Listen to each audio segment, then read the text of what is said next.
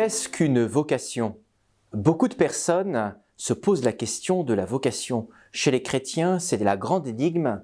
Qu'est-ce que la vocation? Quelle est ma vocation? Comment connaître ma vocation? Alors durant cette neuvaine, ces enseignements sont faits justement pour méditer, pour se familiariser avec la question de la vocation, pour prendre des moyens concrets aussi pour y répondre.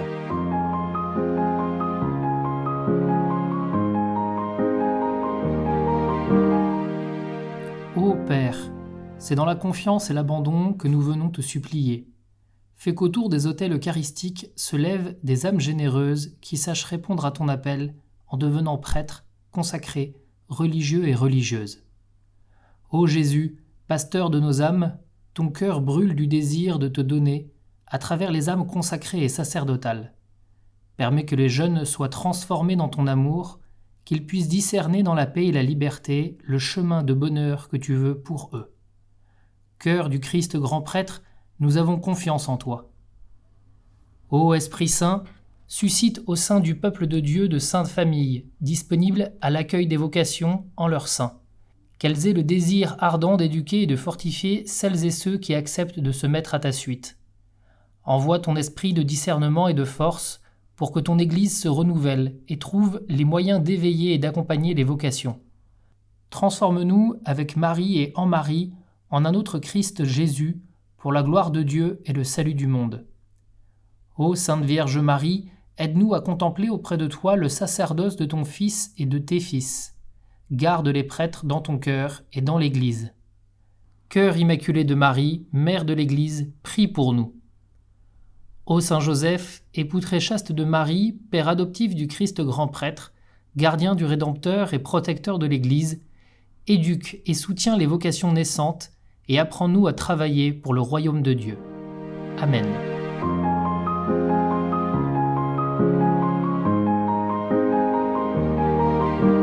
Aujourd'hui, nous méditons qu'est-ce que la vocation? Tout d'abord, le mot vocation vient du latin vocare, qui veut dire appel. C'est un appel de Dieu, on est appelé. On est appelé par une parole appelante. On a entendu une parole particulière, une parole de Dieu, qui nous touche dans le cœur, directement ou indirectement, et qui nous appelle. La parole appelante. Dans l'Écriture, cette parole appelante, elle commence dès le début de la création. C'est le Verbe. Le Verbe de Dieu est une parole. Le Verbe de Dieu, c'est lui qui a créé l'univers dans la Genèse. Le Verbe de Dieu, c'est lui aussi qui s'incarne. On le voit dans le prologue de Saint Jean.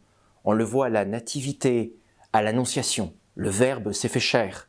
Et le Seigneur Jésus, qui est le Verbe fait chair, cette parole créatrice fait chair, continue à appeler les âmes à lui. Venez à moi, viens, suis-moi. Et donc nous avons chacun à discerner les paroles appelantes du Seigneur Jésus, et certaines personnes sont appelées à entendre leur appel profondément. Quel est l'appel à la vie que Dieu me donne? La parole de Dieu, la vocare, la parole qui appelle, touche ce qu'il y a de plus profond en nous. On emploie parfois ce mot à tort ou à raison pour plein de choses. Ainsi, on peut parler d'une vocation de médecin, d'infirmier, d'artiste, de sportif, d'homme d'aventurier.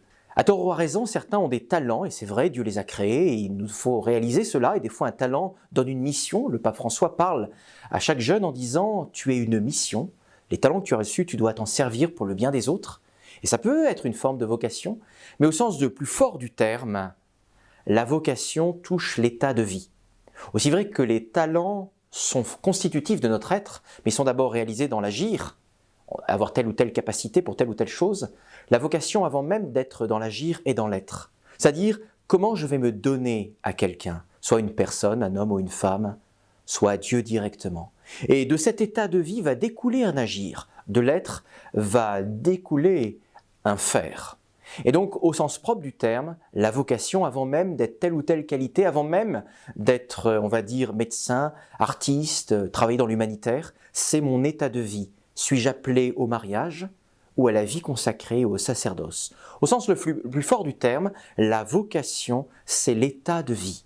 Il ne faut jamais l'oublier, on a tendance à le simplifier dans des sous-catégories, mais c'est premier, la vocation, c'est l'état de vie. Et cet état de vie concerne ce qu'il y a de plus profond et donc c'est ce qu'il y a de plus unifiant pour moi, pour chacun d'entre nous. L'état de vie, c'est-à-dire la manière dont je serai le plus rapidement saint. Pour un homme, où je me viriliserai le mieux, où je serai le plus père. Pour une femme, où je me féminiserai le mieux, où je deviendrai le plus mère et épouse. Où je serai le plus fécond, le plus apostolique, où je rendrai la plus grande gloire à Dieu, où je servirai le mieux l'Église et le bien commun et la cité. C'est un processus unifiant, complet. Ça touche tout mon être. Ça prend toute mon histoire, tous mes talents. Finalement, la vocation, c'est complet. Mais quelle est-elle? Et donc la quête de la vocation, c'est véritablement la quête de son identité. Et Dieu a prévu une identité pour chacun d'entre nous, même si nous avons quelque chose déjà, une personnalité, une histoire. Et depuis le baptême, Dieu nous appelle à la sainteté. C'est ça la vocation première. Mais ce cheminement à la sainteté va se réaliser dans la recherche de l'état de vie, consacré, mariage, sacerdoce.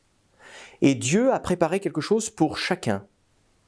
Et je disais qu'elle est totale parce que dans ce cheminement, Dieu veut répondre à 4 dimensions de la personne humaine, qui ne sont jamais, j'allais dire, amputables. C'est d'abord sa dimension filiale, comme fils ou comme fille. Sa dimension fraternelle, comme frère ou comme sœur. Sa dimension sponsale, comme époux, comme épouse. Sa dimension paternelle, comme père ou comme mère. Dans la vocation va se réaliser ces 4 dimensions unifiantes, à la fois dans son origine, dans sa capacité à se donner aux autres dans le service, dans sa capacité à se donner à quelqu'un, corps et âme, et dans la fécondité. Donc il nous faut chercher cette vocation, chacun de nous doit la chercher au risque de ne pas complètement se déployer, au risque de s'amputer pour une partie, alors que Dieu a prévu cela. Et il l'a prévu de toute éternité, c'est mystérieux. Quand nous entendons dans la parole de Dieu, dans l'épître aux Éphésiens, chapitre 1, versets 3 à 12, il est dit « Béni soit Dieu le Père de notre Seigneur Jésus-Christ, et nous a bénis et comblés des bénédictions de l'Esprit au ciel dans le Christ. Il nous a choisis dans le Christ avant la fondation du monde, pour que nous soyons saints et immaculés devant lui dans l'amour. Il nous a prédestinés à être pour lui des fils adoptifs par Jésus le Christ. Ainsi il a voulu sa bonté à la louange de gloire de sa grâce, la grâce qu'il nous donne dans le Fils bien-aimé. » Voilà, il y a un appel de prédilection, il y a un appel pour chacun unique de toute éternité, et c'est pour ça que ce n'est pas interchangeable. La vocation est un peu une autoroute pour aller vers le ciel. Plus vite nous nous mettons à contempler le ciel, à méditer ce qu'est le ciel, à méditer cette autoroute qui va directement le plus facilement au ciel, qui est l'état de vie que Dieu a prévu pour moi, que ce soit la vie consacrée, le mariage, le sacerdoce, eh bien je répondrai d'autant mieux à ma vocation. Et je serai d'autant plus saint, parce que c'est le chemin le plus court. Et on voit bien, cette question d'une vocation qui n'est pas interchangeable fait très peur pour certains, on ne doit pas avoir peur. Ça serait le risque de penser que c'est une épée de Damoclès. Finalement, si je me trompe, je rate quelque chose, je serai damné, je serai déchu, voilà, c'est raté. Non. Et d'ailleurs, dans bien des cas, Dieu, quand on sort de l'autoroute, recalcule la vocation un peu comme un GPS, on a fait une sortie de route et on arrive finalement à la sainteté, parce que Dieu est miséricordieux et qu'il intègre les aléas de nos vies. Mais clairement, la vocation est le chemin le plus direct pour y aller. Clairement, il y a quelque chose qui est donné dans l'appel de Dieu de toute éternité, qui va se réaliser, des fois s'entendre dès l'enfance, d'autres à des moments clés de la vie, heureux ou douloureux, des fois à des questions existentielles, à l'adolescence, ou même à l'âge adulte, monde étudiant, qui est très favorable pour cela, ou même plus tard, on appellera ça des vocations tardives. Eh bien, on peut entendre cet appel éternel qui s'inscrit dans le temps, comme le Verbe se fait chair, le Verbe éternel s'inscrit dans le temps. Et à ce moment-là, on voit bien qu'il nous faut participer à cela. Et ne pas y répondre risquerait peut-être, et c'est des cas, des fois ça arrive, il y a comme un sentiment d'inaccomplissement, un sentiment de manquer une plénitude, quelque chose qui nous est proposé, qui est unique, et qui n'est pas proposé à quelqu'un d'autre, mais qui est pour moi.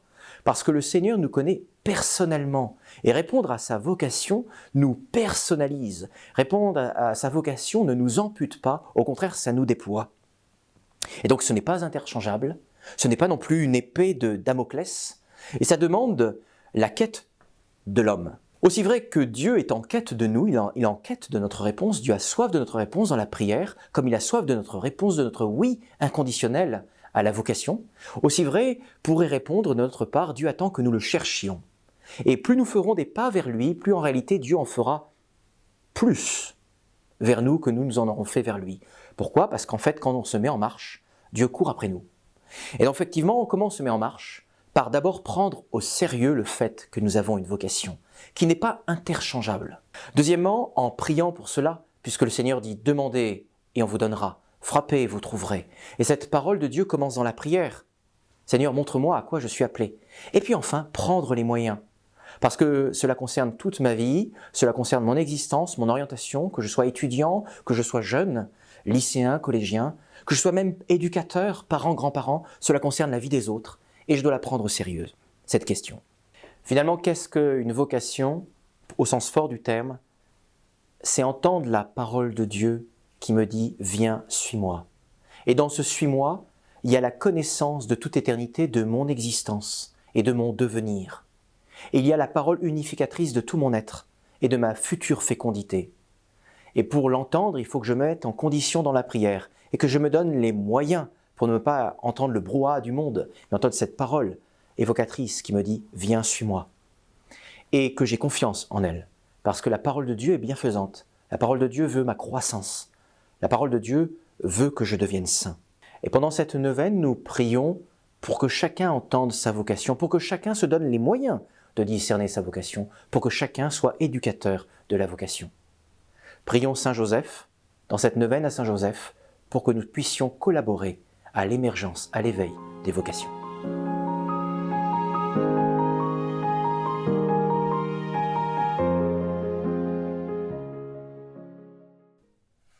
Notre Père, qui es aux cieux, que ton nom soit sanctifié, que ton règne vienne, que ta volonté soit faite sur la terre comme au ciel.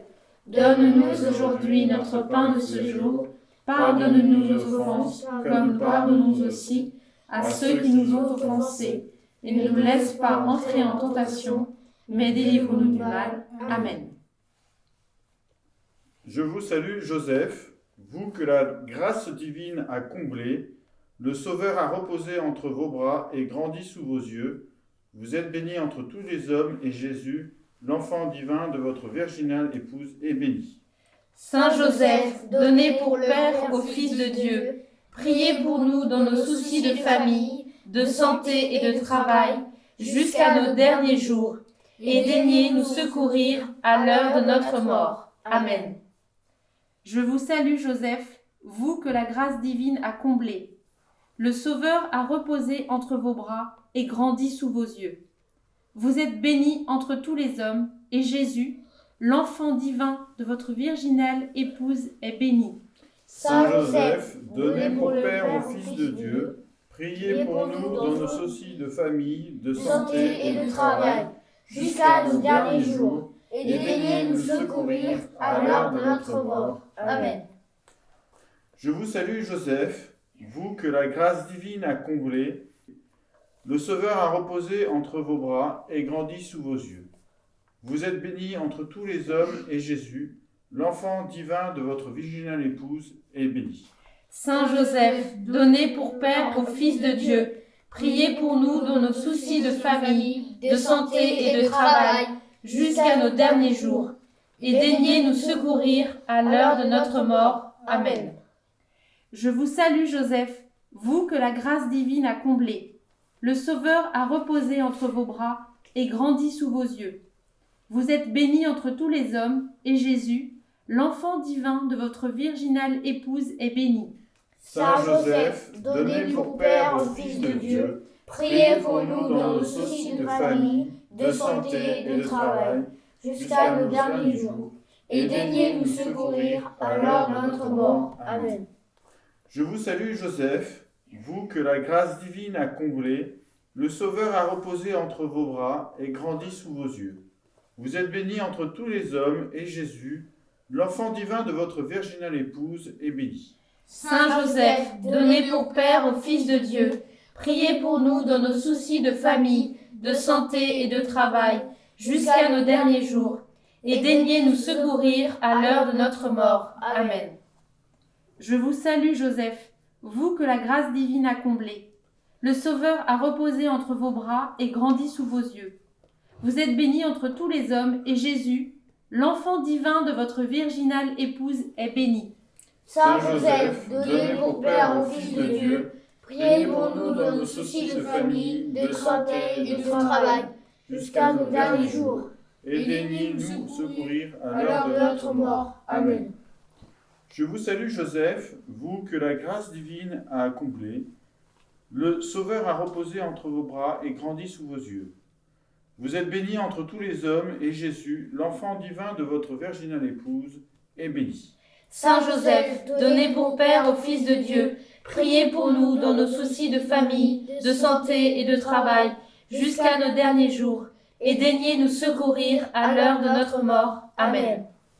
Je vous salue Joseph, vous que la grâce divine a comblé. Le Sauveur a reposé entre vos bras et grandi sous vos yeux. Vous êtes bénie entre tous les hommes, et Jésus, l'enfant divin de votre virginale épouse, est béni.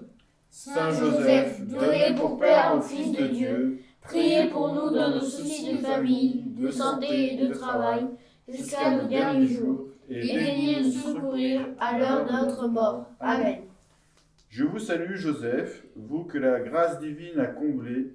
Le Sauveur a reposé entre vos bras et grandi sous vos yeux. Vous êtes bénie entre tous les hommes, et Jésus, l'enfant divin de votre virginale épouse, est béni. Saint Joseph, donné pour Père au Fils de Dieu, priez pour nous dans nos soucis de famille, de santé et de travail, jusqu'à nos derniers jours, et daignez nous secourir à l'heure de notre mort. Amen. Je vous salue Joseph, vous que la grâce divine a comblé. Le Sauveur a reposé entre vos bras et grandi sous vos yeux. Vous êtes bénie entre tous les hommes, et Jésus, l'enfant divin de votre virginale épouse, est béni. Saint Joseph, donné pour Père au Fils de Dieu, priez pour nous dans nos soucis de famille, de santé et de travail, jusqu'à nos derniers jours, et daignez nous secourir à l'heure de notre mort. Amen. Gloire au Père, au Fils et au Saint-Esprit, comme il était au commencement, maintenant et toujours, et dans les siècles des siècles. Amen.